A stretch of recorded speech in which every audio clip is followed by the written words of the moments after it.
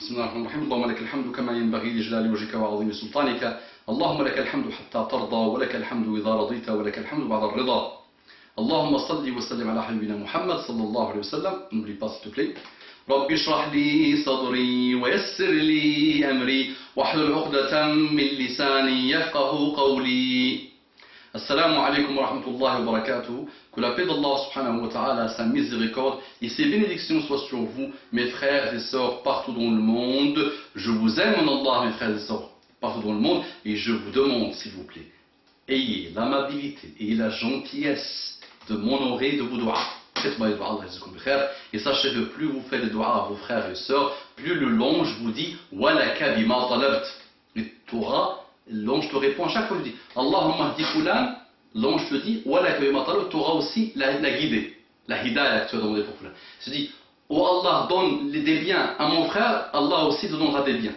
Et le malak te répondra et je fais le même dua pour toi. Voilà. Donc fais les doigts, tu ne fais rien, au contraire, tu gagnes.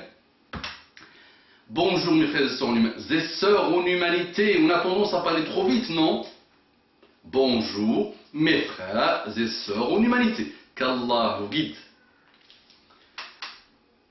La jeune femme me dit salam sans transition, on entre directement dans le sujet, dans le vif du sujet. Assalamu alaikum wa rahmatullahi wa barakatuh, mon frère, barakallahu fik pour vos magnifiques rappels sur l'islam, mashallah. C'est ton cœur qui est bien, jeune femme, qui aime le rappel. Je n'ai aucun mérite dans cette histoire. Donc, alhamdoulilah, c'est ton cœur qui aime le rappel. Rappelle, car le rappel profite aux croyants, donc tu es une croyante, mashallah. Qu'Allah vous récompense, vous et votre famille. Amin ya Rabbal Alamin. Je dis toujours salat wa salam pour notre prophète, car au début j'étais pensive, donc je l'oubliais. Mais maintenant, je le dis. Donc j'avais raison quand je disais ah tu t'es déconcentré, ah dis sallallahu alayhi wa sallam. Ah donc maintenant voici un témoignage qui prouve que j'avais raison de dire que quelques-uns se déconcentrent. Alors c'est la chose la plus importante qui m'intéresse moi dans tout ce que je fais, c'est de vous inviter à Allah subhanahu wa ta'ala à tawhid al-khalis, tawhid le pur, et à prendre son prophète Muhammad sallallahu alayhi wa sallam comme modèle, ce qui est le résumé de toute une vie, de milliards de livres, de milliards de vies, d'une seule phrase, ashhadu an la ilaha illallah wa ashhadu anna Muhammadan Rasulullah sallallahu alayhi wa sallam. C'est ce que j'essaye de vous transmettre.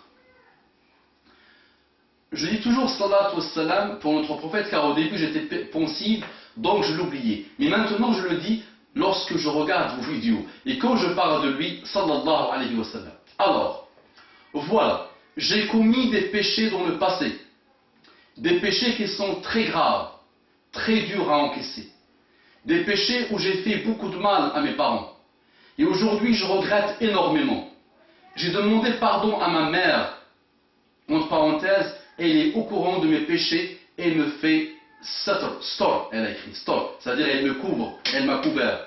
Elle me fait stor tous les jours et elle m'a pardonné, entre parenthèses.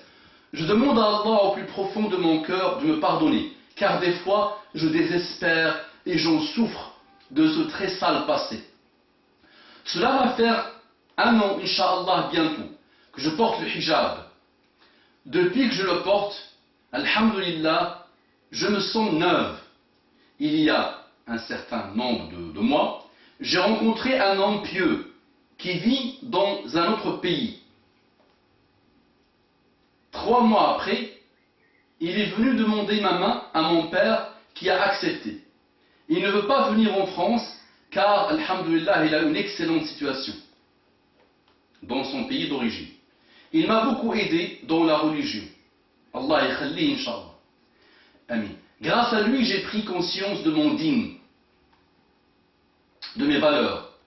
Je me repens tous les jours auprès d'Allah pour qu'il me pardonne. J'ai peur qu'Allah ne me pardonne pour ses sales péchés. Et cela me tue chaque jour. Mon fiancé veut vraiment accomplir sa mission. Et a pour projet, Inch'Allah, de faire la Umrah une fois que l'on soit marié, que l'on sera marié.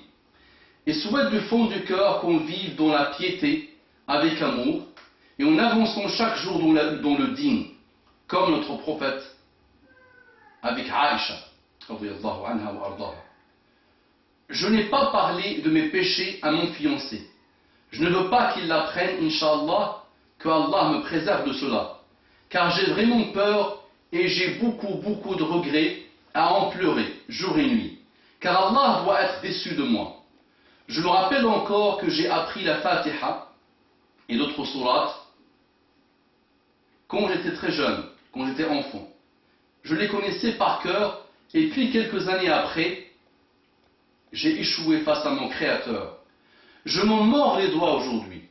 J'espère, Inch'Allah, que cela ne me jouera pas des tours dans mon futur qui s'annoncera, Inch'Allah, bien et dans la piété surtout. Je veux qu'Allah soit satisfait de moi, me pardonne, c'est tout.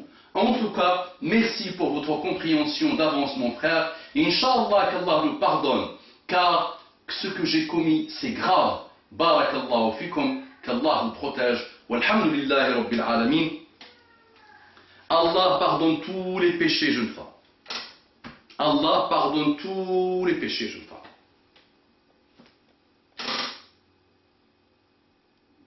Et Allah a une joie que tu n'imagines pas quand un de ses serviteurs se repentit.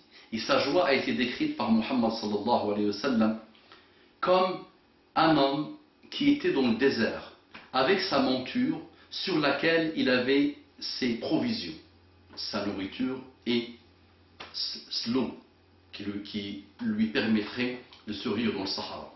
À un moment donné, il perd sa monture. Il ne la retrouve plus.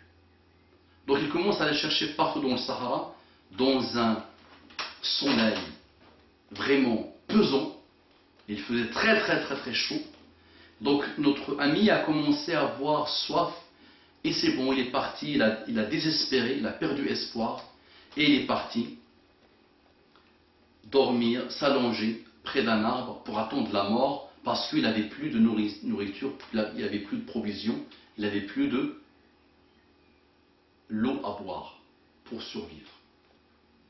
Et à un moment donné, il s'endort, et quand il se réveille, il trouve sa monture juste à côté.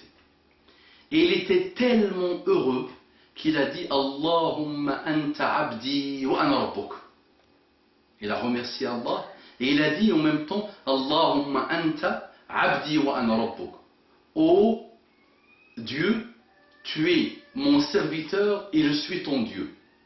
Au lieu de dire Allahumma anta rabbi wa ana abduk, ô mon Dieu, tu es mon Dieu, je suis ton serviteur, il l'a inversé. Tellement il ne savait plus quoi dire, tellement il était heureux, tellement il était joyeux. Cette joie-là est comme la joie d'Allah, ou même plus la joie d'Allah subhanahu wa ta'ala, incomparable aux joies des humains. Et Muhammad sallallahu alayhi wa sallam a voulu nous approcher un peu de la joie d'Allah subhanahu wa ta'ala, qui est très content, très joyeux quand il voit qu'un de ses serviteurs revienne vers lui et se repentisse. Jeune femme, à partir du moment où tu as fait le repentir sincère, et je pense maintenant que tu connais les conditions du repentir sincère, je les avais expliquées dans des vidéos et le monde n'a pas eu besoin de moi pour les expliquer, tu les trouves dans tous les livres qui traitent de repentir sincère, 3 petites conditions, et Inch'Allah avance. Illa man taba wa amana wa amila salihan. Illa man taba, celui qui se repentit, wa amana, qui a eu la foi, wa amila salihan, et qui a fait des bonnes œuvres.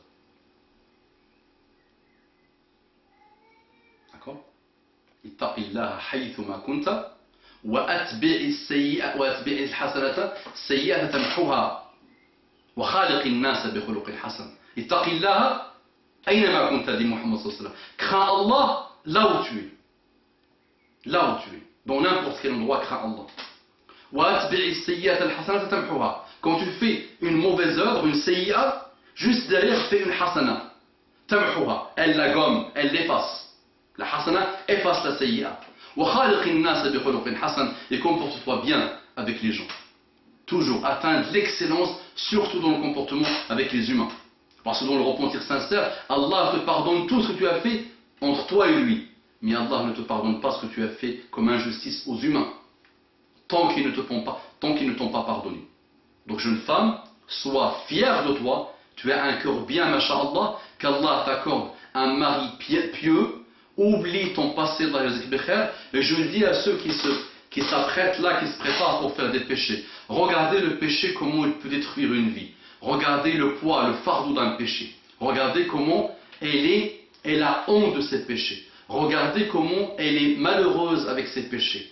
Donc, apprenez des expériences de ceux qui vous ont précédés et éloignez-vous des péchés. Il vaut mieux prévenir que guérir. Et le péché, je pense, elle a tourné autour sans avoir le courage de le dire. Je pense que c'est peut-être le péché de la fornication. Éloignez-vous de tout ce qui rapproche à la fornication. Qu'Allah nous en préserve. C'est vrai, nous vivons dans une époque malheureuse, mais où le façade est beaucoup plus facile que la pudeur, où la fornication est beaucoup plus facile que le mariage. Tout invite à la fornication. Les médias, la rue, les affiches, l'internet, tout, les revues, les magazines, les infos, tout invite à la fornication. Mais croyez-moi que si nous on se déploie pour combattre notre nafs, al-ammara bissou, notre nafs qui nous ordonne le mal, pour la combattre, croyez-moi qu'on aura des récompenses que vous ne pouvez pas imaginer. N'oubliez pas qu'Allah subhanahu wa ta'ala nous réserve le paradis. Et Nabi sallallahu alayhi wa sallam, dans une de ses descriptions de paradis, il nous dit Fiha ma la ayn ra'at. Si tous les yeux de l'humanité se réunissent, ne pourront jamais décrire une partie infime de paradis. Wa fiha ma la udhunun sami'at. Si tous les oreilles, depuis Adam jusqu'à la fin des temps, se réunissent pour décrire le paradis, une partie infime du paradis, elles ne pourront pas. Wa ma la khat فيها ما لا عين رأت ولا أذن سمعت ولا خطر على قلب بشر. Et dans le paradis, il y a que toutes les imaginations, tous les cerveaux, depuis Adam jusqu'à la fin des temps, ne pourront jamais imaginer. Ce paradis-là, nous, on l'a avec cette endurance, avec cette persévérance, avec ce jihad perpétuel jusqu'à notre dernier souffle.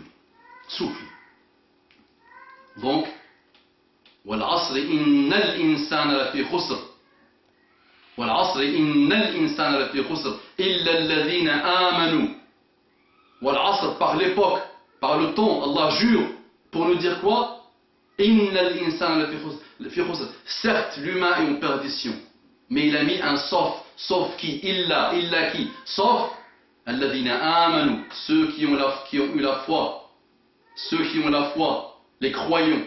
وعملوا الصالحات, et qui ont œuvré, qui ont fait les bonnes œuvres.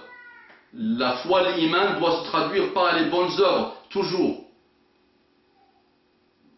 وتواصوا بالحق, ils se sont conseillés mutuellement, al-haq, la vérité, وتواصوا بالصبر, l'endurance dans le chemin de la vérité. Donc jeune femme, Allah yassar alik, Allah yafarraj alik, Allah jalak min as-salihat. Toubez Allah subhanahu wa ta'ala, apprends la science sincère, apprends l'arabe, chemine vers Allah subhanahu wa ta'ala. Ton cas est un cas que je reçois tout le temps. Donc juste je lis ton message, mais ton message ressemble à beaucoup de messages que je reçois. Des gens que soit au moment de leur mariage ils se rendent compte de leurs péchés d'avant, soit à un moment donné où ils ont leur déclic vers la religion d'Allah subhanahu wa ta'ala, ils se rappellent de leurs péchés. Et c'est vrai que s'ils n'ont pas l'intelligence islamique, s'ils n'ont pas la connaissance de l'islam, ils peuvent rapidement sombrer dans la dépression. Ils peuvent rapidement sombrer dans ce que Shaitan aime. Et n'oublie pas, Shaitan peut utiliser ces péchés qui peuvent être un carburant pour te faire avancer encore plus. Des plus grands adorateurs d'Allah subhanahu wa ta'ala, comme le Fudayl ibn Iyad, comme Bishr al-Harithi, comme d'autres, c'est leurs péchés qui ont fait que quand ils se sont repentis, ils sont devenus ce qu'on est d'eux. Malik ibn Dinar aussi, il avait fait des péchés que tu ne peux pas imaginer. Et subhanallah, quand il est revenu vers l'islam, ces péchés à lui ont été le carburateur, le déclencheur d'une vie pleine d'adoration, pleine de bons comportements, pleine de bonne spiritualité, pleine de choses qui ont changé sa vie et qui font que jusqu'à aujourd'hui, quand on parle de Tawwaboun, ceux qui ont fait Tawbah, on parle de lui en premier. Le Fudayl ibn Iyad, Malik ibn Dinar et d'autres. Donc ton péché, attention, méfie-toi de shaitan qui va te faire voir ce péché comme un fardeau que tu vas transporter toute ta vie et qui va te peser jusqu'à te faire retourner encore dans l'égarement. Et je connais des gens qui sont retournés dans l'égarement et parfois dans la mécréance à cause de ces jeux de shaitan. Méfie-toi de shaitan. أقول قولي هذا واستغفر الله لي ولكم فاستغفروه إنه كان غفارا رحيما. اللهم صل وسلم على حبيبنا محمد صلى الله عليه وسلم. Osez propager cette vidéo, aidez-moi, barakallahu fikum, al-yad al-wahid la tusaffir, une seule main ne peut pas applaudir, donc aidez-moi, ça ne vous coûte rien. Appuyez sur le bouton partager. Allahumma salli wa sallam ala Muhammad sallallahu alayhi wa sallam.